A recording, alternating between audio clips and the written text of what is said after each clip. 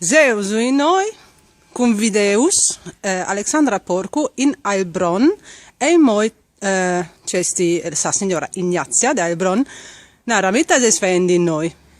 Allora, Deus è arrivata in noi in 1977. Sei nasce in Castello, però residente a Gessico. Sono venuta se venia in noi in Germania per cercare traballo e grazie a Dio se poi il mio lavoro ad accattato traballo in direttura, devo pure, devo traballo in sono stata a Heilbronn e sì, io sono integrata abbastanza bene, tenevo due spicciocchetti che vanno a luce nostra. Belli jedi. In su circolo sardo di Heilbronn e ta fai?